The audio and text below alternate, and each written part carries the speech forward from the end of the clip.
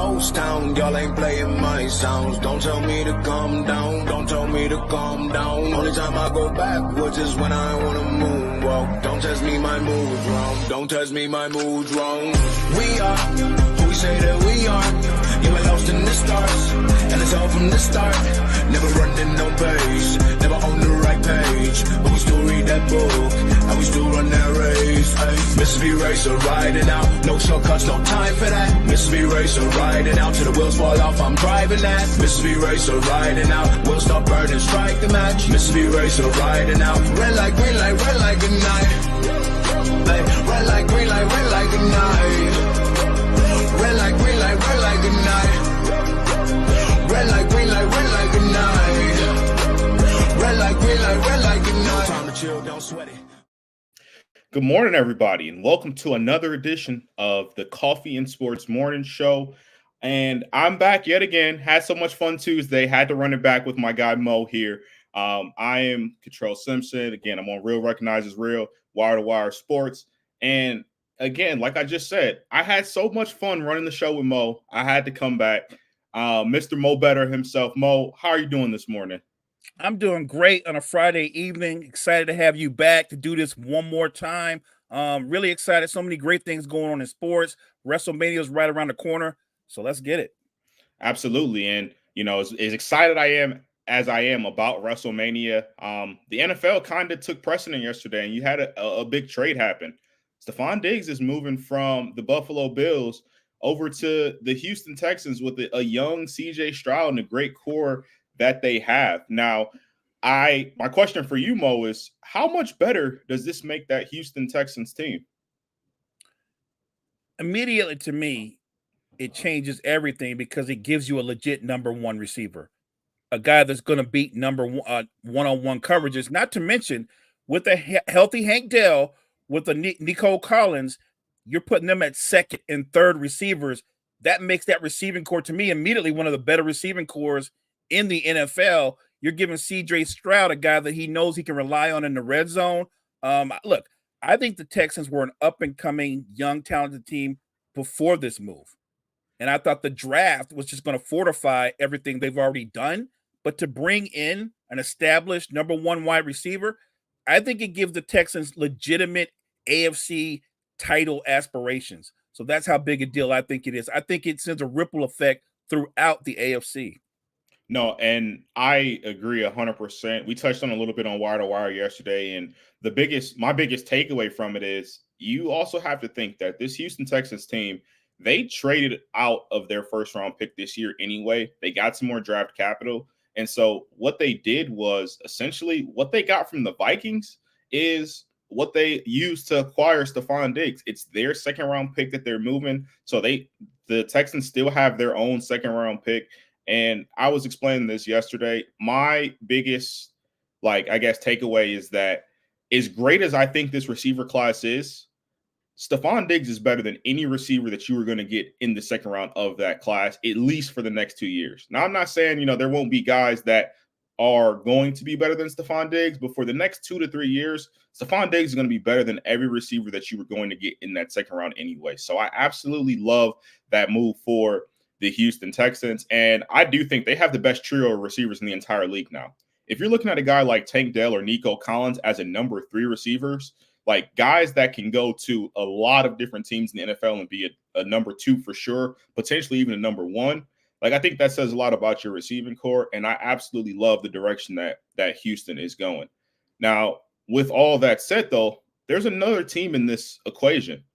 What do the Buffalo Bills do now that they don't have Stephon Diggs, they don't have Gabe Davis? Like, that's a lot of production that you have to replace that receiver position. 70% of their production at the receiving position is gone.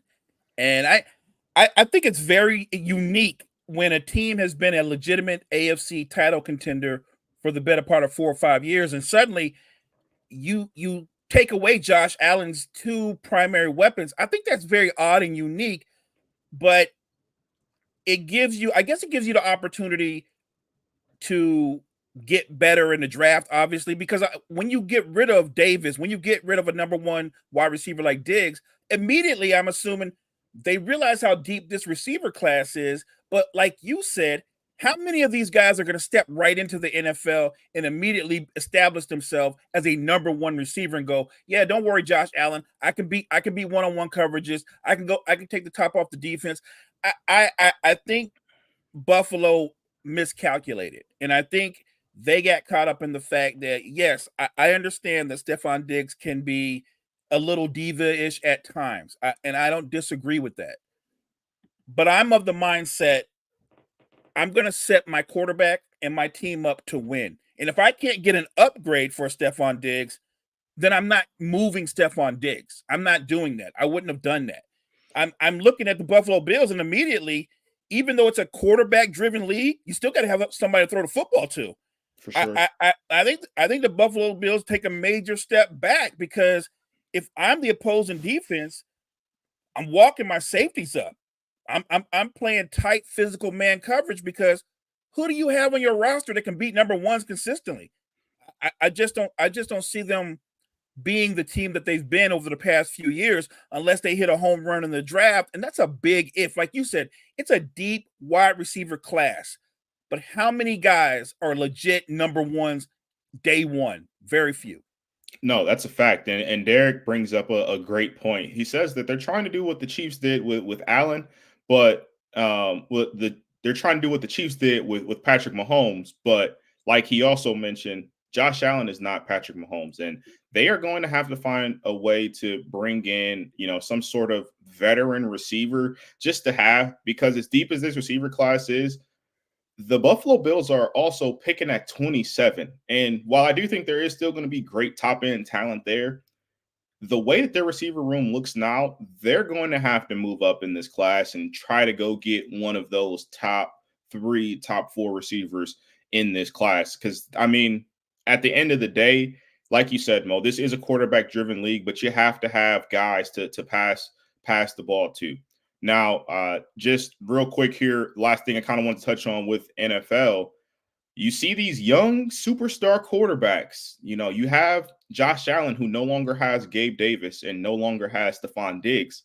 And then on the opposite coast, you have a guy in Justin Herbert who no longer has Keenan Allen and no longer has Mike Williams.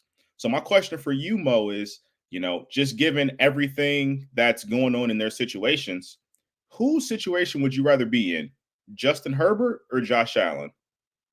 This one's easy for me. I'd rather be in Justin Herbert's situation, because I know he gives crazy press conferences. I know he says nonsensical things. But I'm telling you right now, Jim Harbaugh is a mad scientist. He's crazy, but crazy like a fox. I think that Jim Harbaugh has already targeted 2 or 3 guys in the draft that he's going to go out and get. And he thinks that in his system, they're going to be able to be productive rookie year. So I trust Jim Harbaugh. I don't think the Chargers are going to be better in the sense that they're going to make a title run this season, but I do think they're going to be better in the sense that they're going to be in the postseason. It'll be because of Jim Harbaugh and his system that he brings there. I just think some guys are winners. They're winning coaches. They bring a culture to them. They have an air about them. Jim Harbaugh is one of those guys. So I trust that situation much more than I do when I look at the combination of Sean McDermott and Josh Allen. I just think going forward, Justin Herbert is in a better situation. I agree with you, Mo. I'm going with the Chargers as well. But the biggest reason for me is that the Chargers are at pick 5. And if you've heard Jim Harbaugh speak, I know he was the head coach at Michigan. I know JJ McCarthy was his quarterback. And of course, he's always going to try and build him up as much as possible. But I really think there's ulterior motives for Jim Harbaugh here. I think he's trying to get everybody in the league to really believe that JJ McCarthy should be a top 4 pick in this draft. The Cardinals have already said that they're willing to shop that 4 pick if the offer is right. And I think he really wants somebody to trade up to go get JJ McCarthy, and they're sitting there at 5 with the pick of the litter.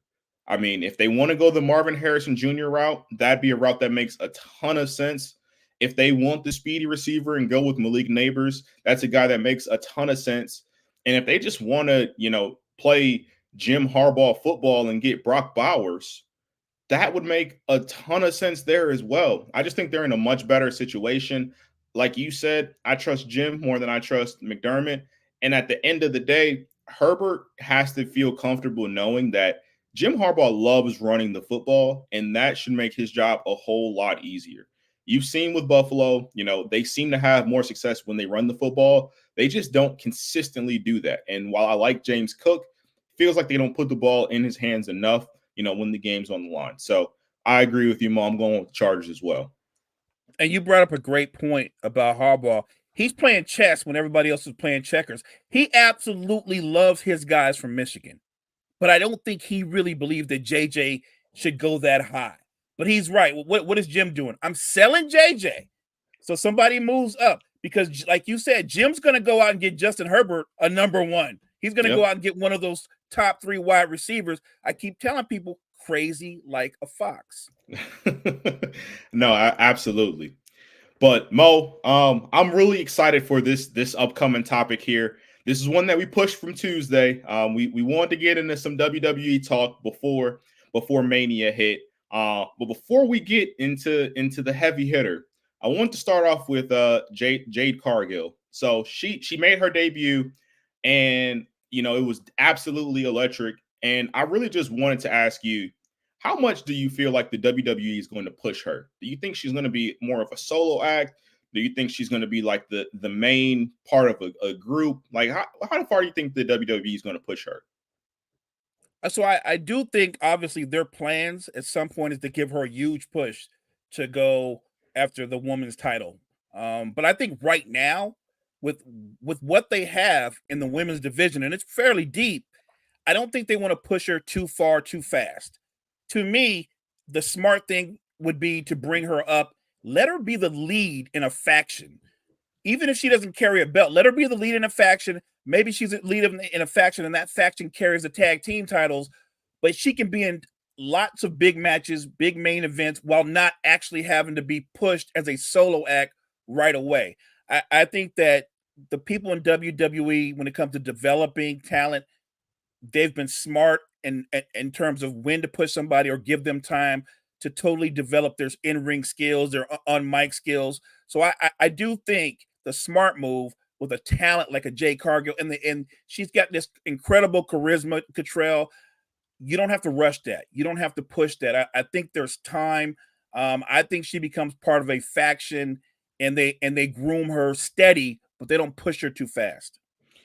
And I definitely can see that. And like you said, Mo, I think the biggest thing right now, at least, is all the star power that they have over on the women's side of things. Like, obviously, you see Rhea Ripley, she's doing her thing. You got Bayley, you got, people that don't currently have belts but are still stars, like a Bianca Belair. You have so many stars over on the women's side of things. So I understand not wanting to push her as fast as possible.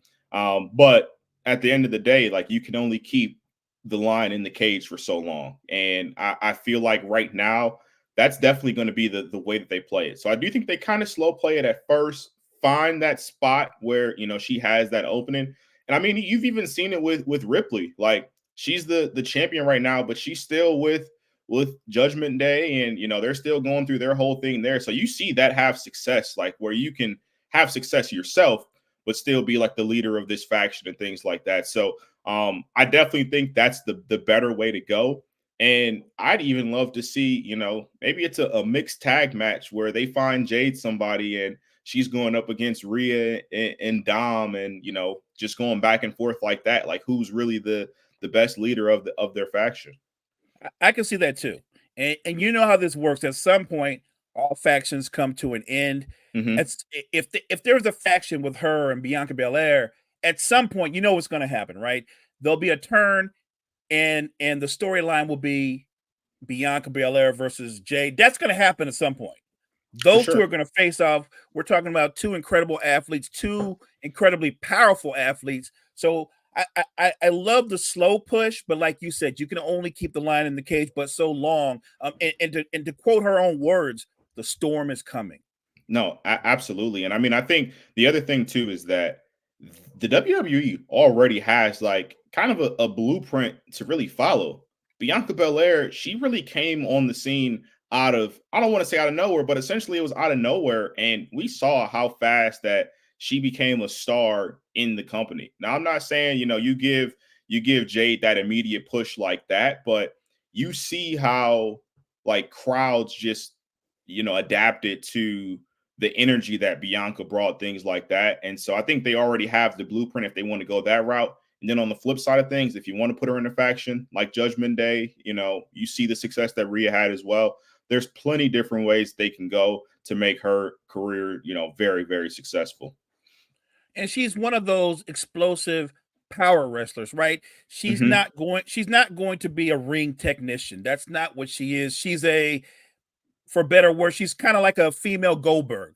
What she's going to do is deliver a lot of high impact moves, break her opponents down that way. And there's nothing wrong with that because I'm here for it. But I think that they're gonna groom her consistently. The women's division, like you said, it's so deep, it's so talented.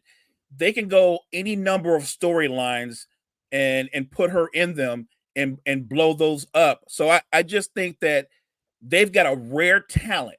Mm-hmm. And they've got 1,000 options that they can do with her. The faction is one, but you can go another route and simply have her as a singles talent and just have her engaging in different kind of matches. Like put her with a Bailey, put her with somebody like not Rhea right away, but maybe even match her up. Put her with Naomi. Now, granted, Naomi's gonna take that L, but put her with Naomi.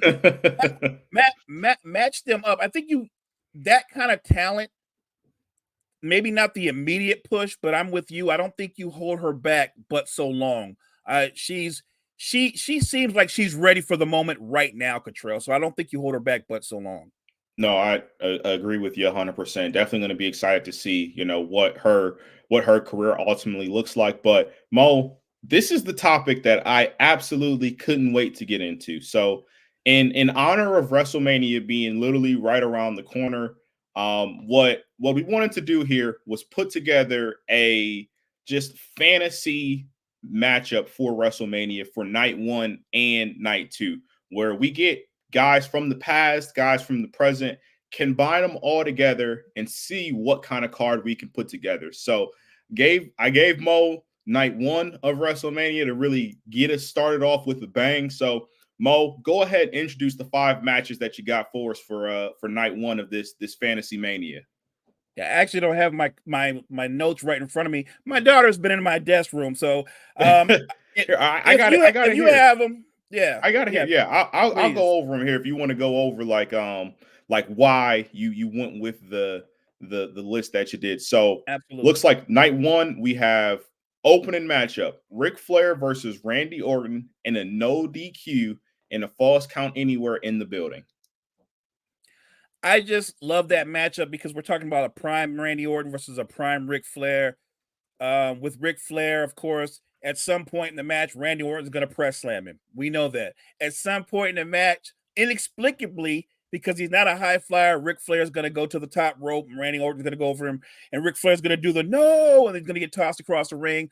But I think it's an interesting matchup because Flair can be very technical. He can wear you down with the chops. He's gonna come off with that high knee, try to soften you up for the figure 4. I think Randy Orton is a combination of power, skill as well. I just think it's an interesting matchup. The twist was making it a no disqualification. I thought it balanced things out because on physical stature alone, Randy Orton has a huge advantage. But when you say no disqualification and falls count anywhere, now you're in Ric Flair's alley. Now you're talking about, as we say, or as they said many times, the dirtiest player in the game. Ric Flair is a dangerous man when there's no disqualification. So I just think that would be a great match with a lot of false finishes. No, I absolutely. And going over to match 2 here, we got Kurt Angle versus Bret Hart in a steel cage I Quit match. Look, these are 2 of my favorite wrestlers, and just to be clear for everybody listening out there, they're great wrestlers. They're actually really great wrestlers, very technical, very sound and methodical. Angle's unique in that he's a great wrestler, but he also has the ability to be a high flyer as well. I would give Angle the strength advantage. Bret is very methodical with the way he approaches it. I just think that would be an exciting matchup of two of the great minds in wrestling, and it'd be one of those matches where it would come down to who could make who say I quit. And I honestly, between the two of them, I have no idea how that would go. Maybe I would give a slight edge to Angle, but Bret Hart is tough as nails, so that would just be an amazing match. Okay, now moving on to match 3 here. We're getting some tag teams in here. We got the New Day versus the Hardy Boys versus the Freebirds in a triple threat Hell in a Cell match. Now, obviously, the New Day, incredibly talented, athletic, explosive, high flyers, as well as the Hardy Boys, who are kind of like the blueprint for high flying and all the different offensive scenarios they do. So I think that the Hell in a Cell matchup would play to their strengths, but where it would balance out is in a cell, when it becomes more physical, when it becomes a little bit more brawlish, that favors the Freebirds. That favors the big man, Terry Gordy. If you know about the Freebirds, you're talking about Michael Hayes, you're talking about Terry Bam Bam Gordy. I think that aspect of it favors them. I just think that would just be a great and interesting match. The Hardy Boys offense versus the dynamics of what the New Day can do, what Kofi can do coming off the top ropes, and all his athleticism versus the power and the brawling of the Freebirds. Okay, I love it there. Now we got our 4th match. You got Rock versus Sting in the best 2 out of 3 fall submission match. And obviously, people think about the Stinger with the Scorpion Death. Look, I just think that would be an amazing matchup of two incredibly physically dominant wrestlers. Two very charismatic wrestlers. We're talking about prime Sting with the shaved head and the mullet in the back versus Rock with the sideburns. Like, I just think I just think there would be so many back and forth moments in that kind of matchup. It would keep the fans on their heels. And I don't even know who the fans would root for. If I guess for it to balance out, it would have to be heel Rock versus Sting. That would make for a more compelling matchup. But I just think that would be a great matchup. I agree with you there, and there's so much charisma in that matchup there. Like, I feel like that fight would have so much fun build up. But what we're ending off with for night 1, we got Shawn Michaels versus Eddie Guerrero in a TLC match. All right, so these are two of the most dynamic performers in WWE history. And when you put them in a match, tables, ladders, and chairs to go along with their abilities alone, Eddie's an amazing high flyer. I think Shawn Michaels is underrated as a high flyer. He's one of those kind of people that will sacrifice his body, much like Mankind, to get the win. I just think this would be one of those all-time great matches with so many false finishes, so many moments that this match would end night 1. It would have people, but it's the kind of match that on night 1, when it ends, you're leaving the arena, you're still buzzing, you're going into bars talking about what you saw on night 1 and what the hell are you going to see on night 2. 1,000%. Eddie Guerrero is one of my favorite guys to watch. And of course, Shawn Michaels. I mean, he's already highly regarded as, one of the greatest wrestlers to put on gear and hop in that ring. So that would be a hell of a fun match to watch and get behind. Now, Mo, I wanted to go off your card and, just be very complimentary with it. And I loved how many different just non-traditional matches that you had. And so I kind of followed that same format here. So for me, starting this off on night 2, I'd have Bray Wyatt versus The Undertaker in a Buried Alive match. You got The Fiend versus the Dead Man in a Buried Alive match. My vision for it, you got this fight, arena be a little bit darker, just have that just spooky feel to it. And I think these guys would be able to play off each other so well. Then with it being a Buried Alive match, you could really take it all over the arena. Just would have a lot of fun, seeing those two guys compete in a match like that. Now that's an amazing matchup. That's an amazing match. That's an amazing matchup. One, because in rest his soul, Bray Wyatt was an amazing performer, and Bray Wyatt would bring out the very best of the Undertaker. Absolutely. Now, second match, I want to get some women involved here. And I felt like the best way to do that is I gotta bring back China. Gotta bring back China for a Love match. it. I got China versus Rhea Ripley Mm. in the second match of night two. Not necessarily, anything crazy. No, I quit match. Just a regular traditional singles match, but this be a match that's for a belt, and I think they would play off of each other a hell of a way. You got a lot of power in that matchup. I think you'd be able to see some great spots there. So be my second matchup of night two of Mania. That's a great matchup. Like you said, two incredibly great power wrestlers. But Rhea's also an incredible athlete. Man, and China's so imposing. I think that Rhea's athleticism would bring out more in China. It would make that a great match. Like, man, I have to say, look, I like my card, but I'm loving your first two matches. Okay, appreciate it. Now, I'm stealing a little bit of your thunder here. You had the triple threat tag team matchup. I like the triple threat tag team matchup, so I did a little bit of the same as well.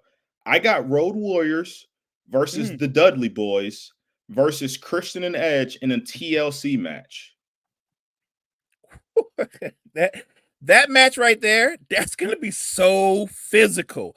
No, it is. It is. You're talking about the Legion of Doom in their prime, the Dudleys in their prime, and Christian and Edge. I mean, man, look, normally that kind of match, I would automatically favor the Dudley Boys, but you put the Legion of Doom in there with Christian and Edge, that's gonna be the most insane match of the night. Like I don't even know how you top that one because somebody might walk away with that one. There might be a little bit of blood in that one. Oh, for sure. I mean, we got to have at least 10 tables on standby. A lot of tables are getting broken that night for sure. Like no doubt about it. Getting a lot of people getting put through tables there. Now, I wanted to play off of you. This is the one where we have a guy that's going to repeat that fought on night one, fought on night two. So Mo, you give me your answer here. Who wins the matchup that you had with Ric Flair and Randy Orton? Because of the stipulations, the no DQ, Ric Flair will find a way to win.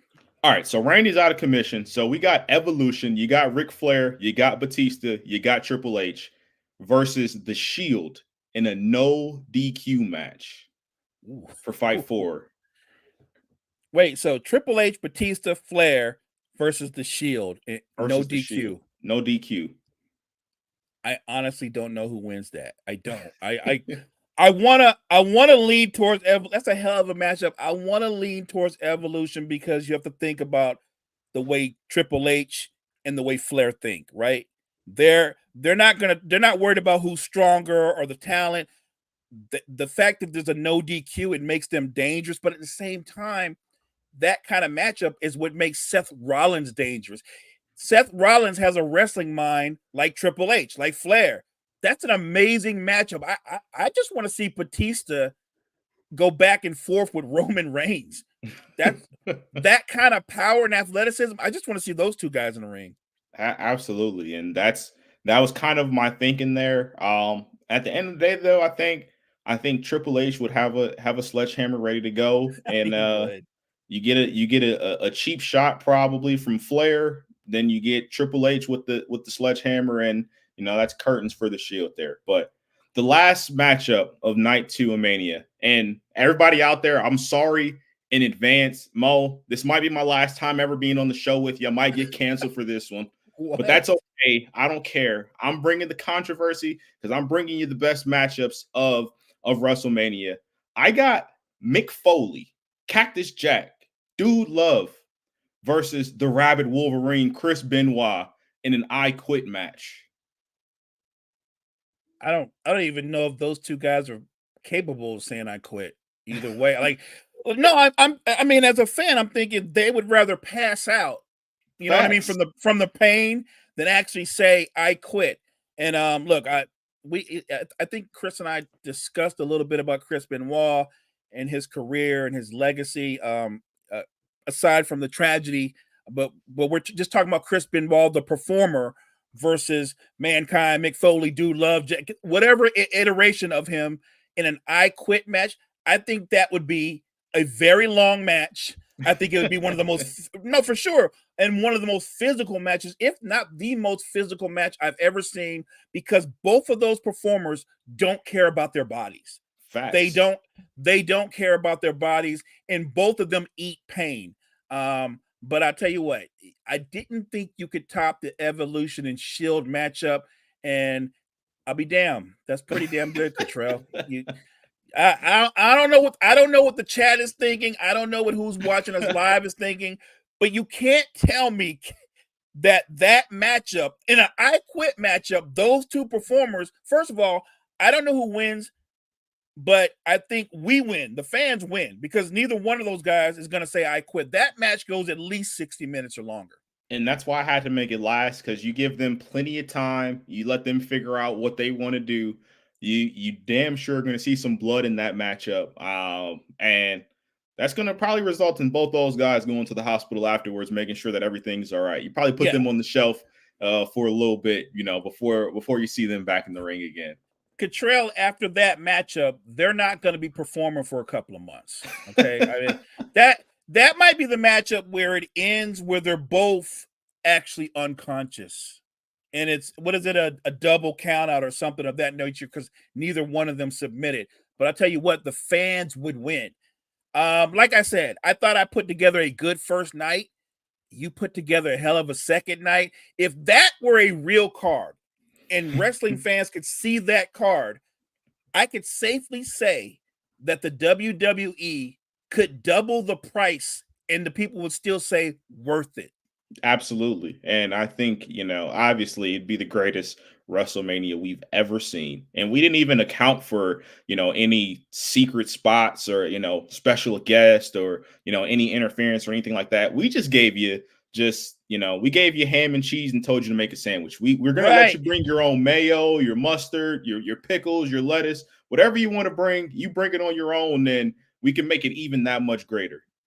Yeah, I love how you said we didn't account for run-ins, any kind of interference, but I'm sure that would be part of it. We're talking about WrestleMania, and we're talking about an all-time WrestleMania with some legendary, iconic performers. So I think everything is on the table. That particular WrestleMania, that is a gumbo of WrestleMania. No, absolutely. Absolutely. And I'm excited for WrestleMania. I'm sure you're going to touch on a little bit more tomorrow, Mo, with it being literally this weekend. But that's it for us with WWE Talk today.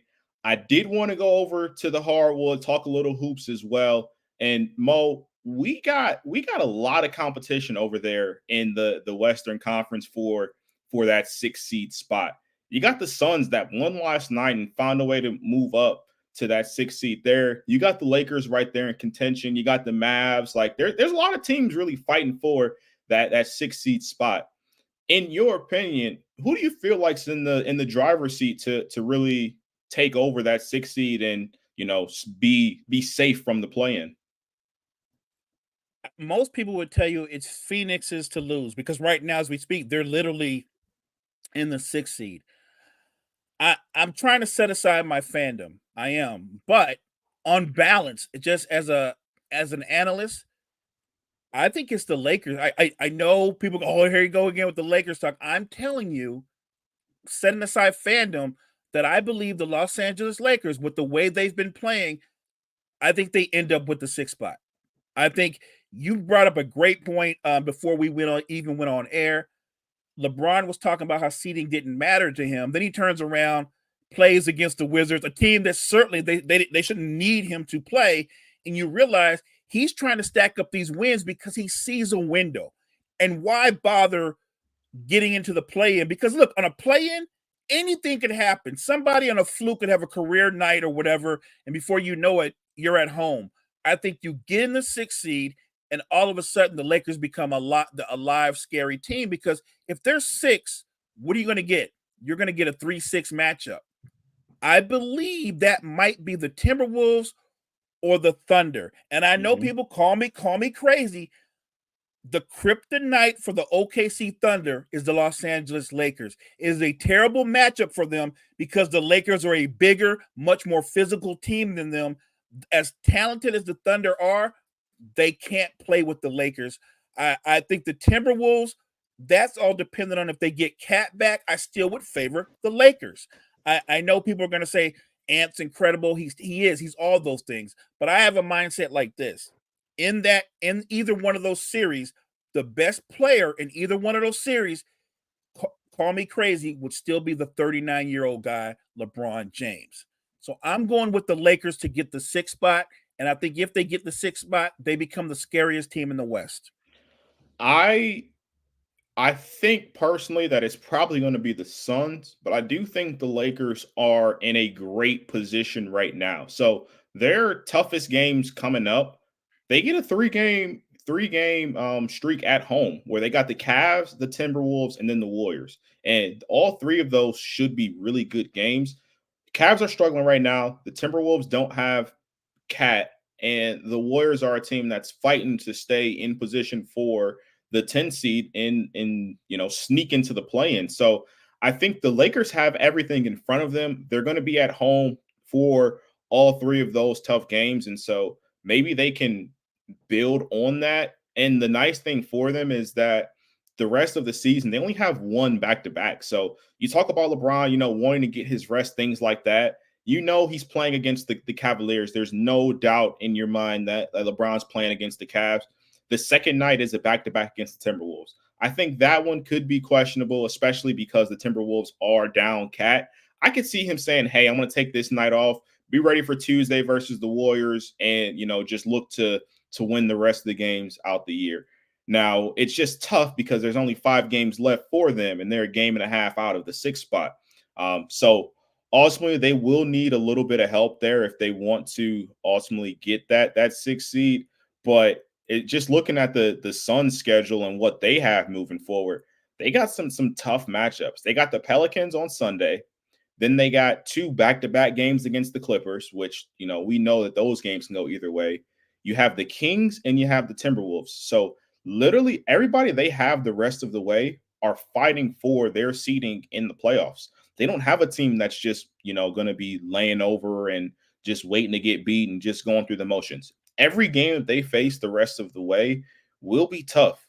I just think that with the game and a half lead, essentially all they have to do is win 3 out of these next 5, and they should be in a good spot, just kind of crunching the numbers, things like that. So ultimately, I'm going with the Suns here, but I could definitely see the Lakers being that team to sneak and steal that 6th seed.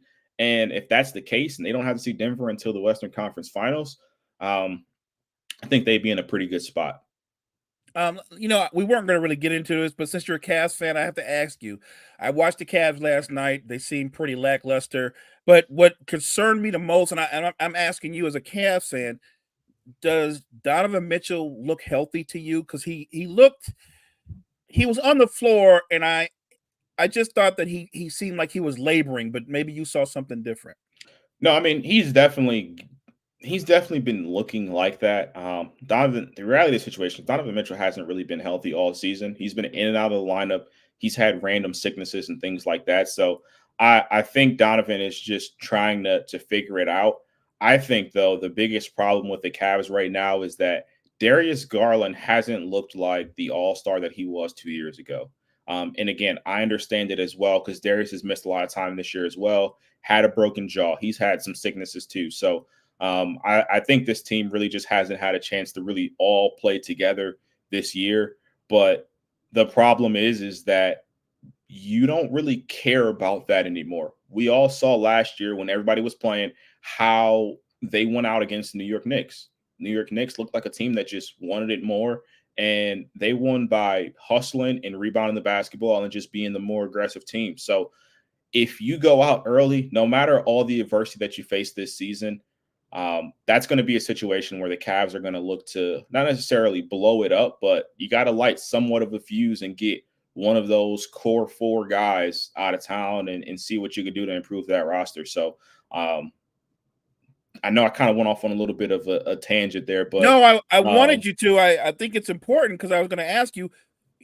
Look, we're talking NBA. I wanted you to get into it. Do you like that backcourt going forward of Mitchell and Garland, or do you think I don't? How can I say this? Obviously, they're both talented.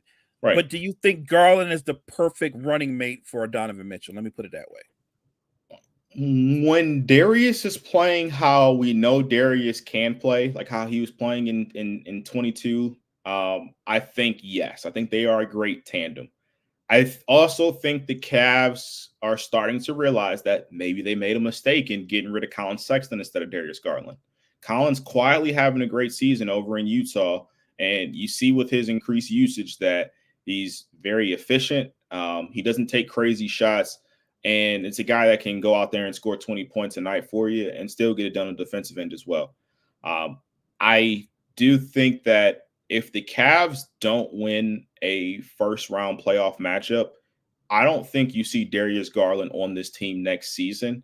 And to just go even further with that, I think the only way you see Darius Garland on this team next year is if the Cavs ultimately decide to trade Donovan Mitchell, because Donovan Mitchell says that he doesn't want to sign an extension in Cleveland.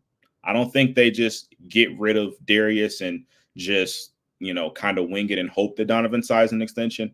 I think it'd be an either or. It's like Donovan signs the extension, and then right after you trade Darius to improve the roster, or you get a situation where Donovan's like, he tells everybody in the front office, like, hey, no matter what you do, I'm not resigning here. If you want to move me for assets, go ahead and do so. But this isn't where I want to be long term. So ultimately, Darius Garland's fate is tied directly to Donovan Mitchell. That's my take on it. I think it's success first. If you win, even if it's just one, if you win one matchup in the playoffs, you beat the Magic, the Knicks, the Pacers, whoever you face in that first round. If you win that and you go to the second round and you lose to a Milwaukee Bucks team or a team like that, I think the Cavs front office, while they still will look to improve the roster, I don't think trading one of Mobley, Allen, Garland, or Donovan is on the table though at that point. Okay, yeah, I can see that. Now, just kind of going off that though, as far as the play-in goes, because it looks like the Cavs are probably going to get the 3 seed, and then I know we talked about the 6 seed over in the West as well. As far as teams that are in that play-in, I want to go both conferences here.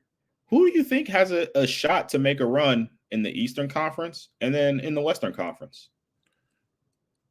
For me, and I know this is, I said this yesterday in the chat, Miami is so weird and they're so bizarre. They're one of those very unique teams that I feel like they don't really value the regular season as much, right? And obviously with the new stipulations, my guess is Jimmy Butler probably won't make another All-NBA team again because he's not going to play enough games the rest of his career.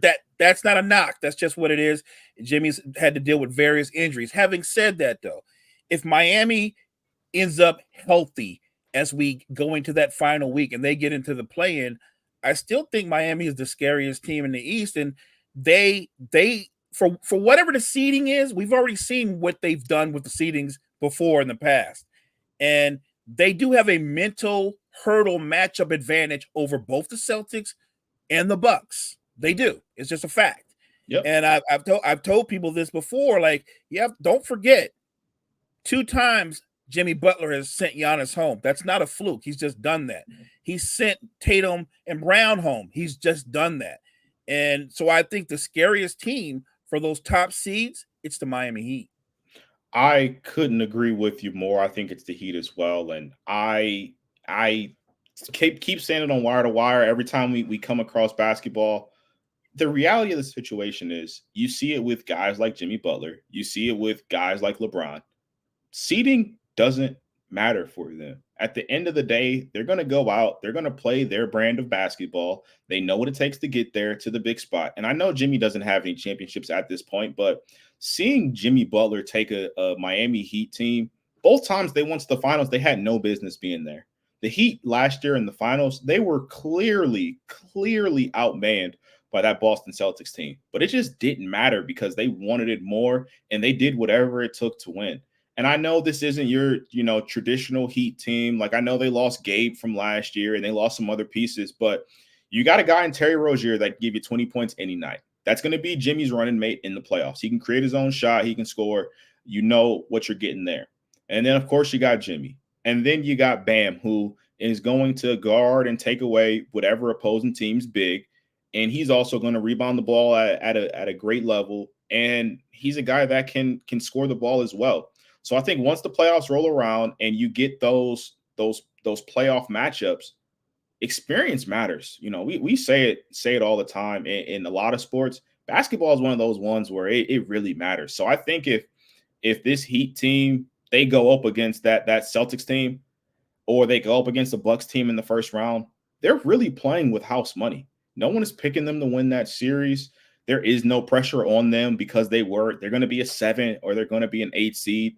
And what they're going to do is they're just going to wear you down and make you play their brand of basketball.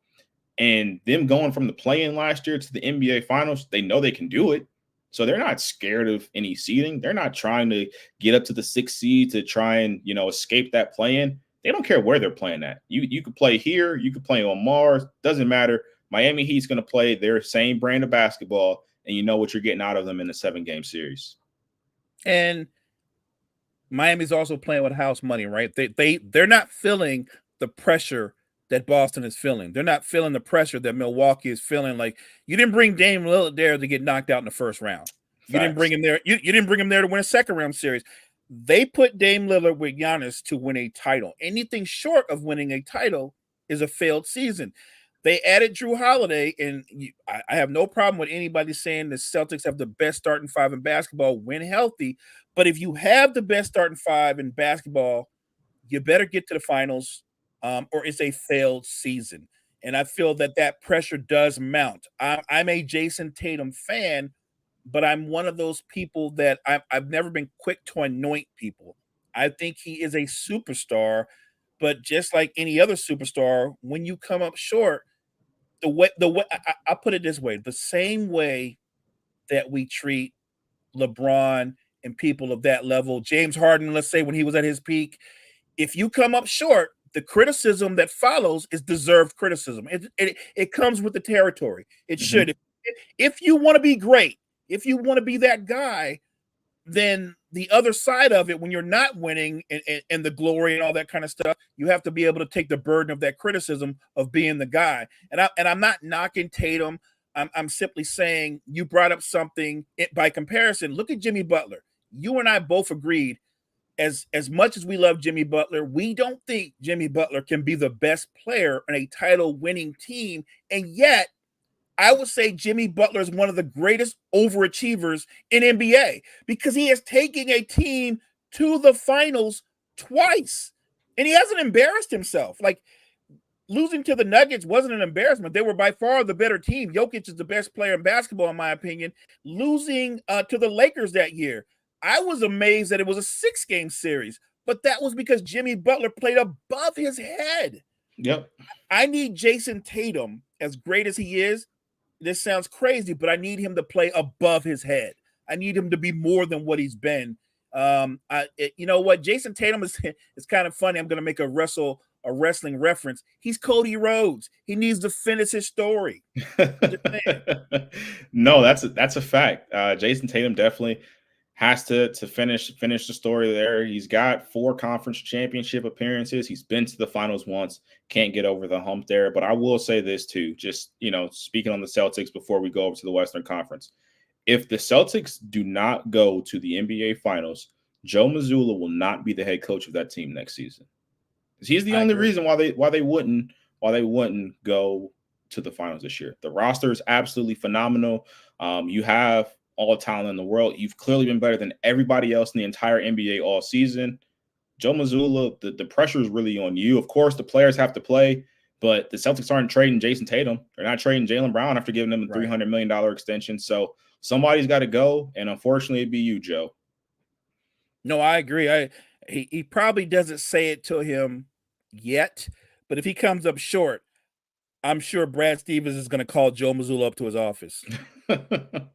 Change the days, like, hey, we need the key card back, Right. Wish you the the key best card. of luck. Right.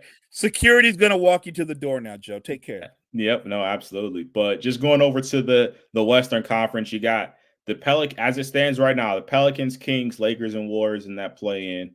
Mo, I feel like I know your answer. But you already said the Lakers are going up to the 6th seed. So let's just say, for your argument, that the Lakers get up to 6 and the Suns are in the play-in instead of the Lakers. Who is your dark horse or your team to just make a run in the Western Conference from the play-in? I'm going to give the Suns a puncher's chance. I don't know how you can't when you've got Kevin Durant and Devin Booker. Bradley Beal to me is more of a compliment to the other two. Those two are superstar level players. I think Bradley Beal's an all-star caliber player.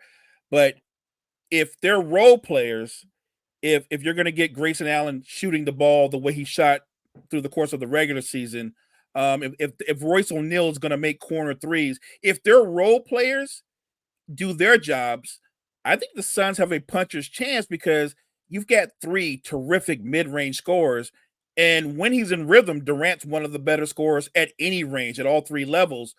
So I give them a puncher's chance. They don't do much defensively. They really don't, which is weird because their coach is known for defense. But I do think because of their scoring prowess, because of what they can do when Nurkic is rebounding and the role players are shooting the ball, I think the Suns have a puncher's chance because of their firepower. So I tend to agree with you there, Mo. But I don't want to just go straight chalk here with you. So I'll give you another team. I'm going to go with the New Orleans Pelicans. And I say that because we still just don't know what they really are. We've seen them have a lot of success throughout the season, but throughout the year as well, you've just seen their pieces just haven't really gotten a chance to play together all the time. So you got Zion there, of course. We know what he can be when healthy. He's looking a lot better, looks more in shape right now. You got CJ McCollum there, and then you have your others, I'd want to call them, whether it be Herb Williams rotation is nice. guys. Herb's good. Trey Murphy's good. And then I didn't even mention Brandon Ingram yet. And Brandon Ingram's a guy who recently got hurt. They're hoping that he's back, before the playoffs and he's ready to rock and roll by then. But Brandon Ingram's a special talent. And I just feel like the talent that this Pelicans team have, they could potentially make a run, especially if they see a team like the Timberwolves in that first round, who we know aren't at full strength, or they see a Thunder team in the first round who the question marks are still surrounding them because this would be their first time in the playoffs with this young core of guys. So I think this Pelicans team could be very interesting to watch and see. And they have that experience from being in the playoffs. And we saw them go to the playoffs last year without Zion. Zion's back. And when he's playing his best brand of basketball, he is a very tough player to defend against. Look, I like your pick. And I agree. I think that if you can have a healthy Zion with BI Brandon Ingram, that's a 1-2 combination that on average, what are going to put up close to 60 points a game. Look, BI to me, when he's right, he's one of the top scorers in all of basketball. My only thing about the Pelicans is this: I look at Zion and I watch a lot of their games. I don't know what he is because yes, he gives you about 23 points a game, but for all his athleticism and his size, he averages the same amount of rebounds as Brandon Ingram. He averages 5 rebounds a game. I'm like, I need more. Like 5 rebounds a game? Wow. Yeah. Like, and so when he's on a roll and he can slash and attack your core in the restricted area, he's almost unguardable. But when he plays against smarter veteran teams, the first thing they do is they give the man 10 to 12 feet because they know he can't shoot at all. He can't shoot. And I just think that his flaws, along with the fact when you look at their roster construction, is a little bit flawed because I don't think Valanciunas goes with what Zion. That doesn't go well because Valanciunas just clogs the paint up. So I think they're flawed in terms of their roster construction. I love CJ McCallum, but when I look at CJ, he's not a natural point guard. He's more of a combo or a 2 guard. They need a legitimate point guard to me. I think CJ has a lot of value, but I think he would have more value to the Pelicans if he were the first guy off the bench and they had a legitimate point guard. I could definitely see that. And I think that, you could get a guy like I don't want to just throw random names out there, but like Dennis Schroeder or Just a general, floor general where you Right. keep CJ, because I know Brett said it in the chat. He would get a CJ McCollum replacement this year. He's just a six man at this point. I think if you just move CJ just to be your two guard, then just make it more natural for him. That's where he had success when he was over in Portland. He's a complimentary guy. I would just get a more traditional point guard, a guy that can shoot, where you can put him in pick and roll with Zion, and he can shoot off of that. I think the Pelicans would be in a good spot moving forward.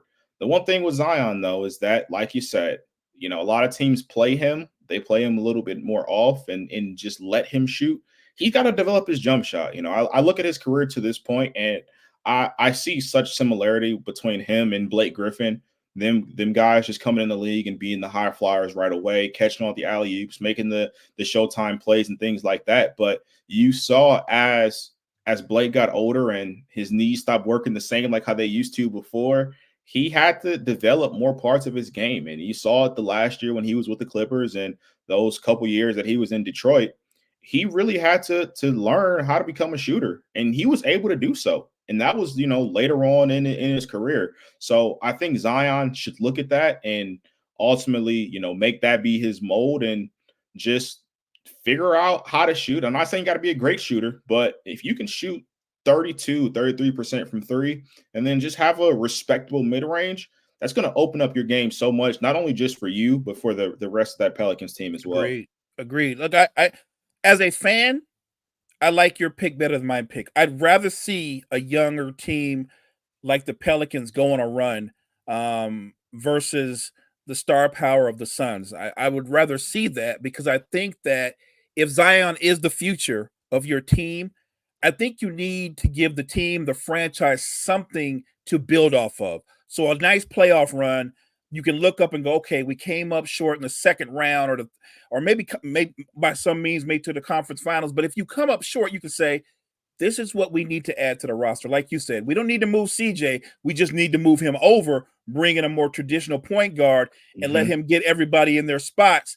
And we're going to be that much better, because I actually think they have all the talent in the world. Look, when Trey Murphy is healthy, I think Trey Murphy is a 20 points per game guy when he's healthy. I see that. So if you've got Zion, BI, and Trey Murphy and a CJ, you have all the scoring power you need. And then you've got a Herb Jones who's going to be an all NBA defender who's improved his three-point shooting. I think all they are missing is a point guard. I couldn't agree with you more there, Mo. I'm curious to see what the development of this Pelicans team looks like. But Mo, it's as quickly as it happened. We're at the hour mark here, so I want you to do what you do best. Like Gene always says, there's nobody better at it. Mo, go ahead and close us out. Hey, thank you for joining Catrell and us live. Thank you for listening to our WrestleMania cards. We appreciate you so much. If you have not done this, make sure you check out Real Recognizes Real. It's one of the best podcasts out there. My guy Catrell kills it with his breakdowns of prospects. Real Recognizes Real. We are growing, guys. The Wire to Wire network is growing. It's because of your participation, your sharing, your friends listening to us, the subs, the follows, any kind of support coming from you all. It's much appreciated by the Wire to Wire network. Wire to Wire network, check us out. Absolutely, Mo. Appreciate you for having me again. Coffee and Sports, we back at it tomorrow morning. And then, you'll get Chris back to you, and you'll get back to your regular scheduled program next week. So appreciate all you guys for tuning in, and we'll see you tomorrow.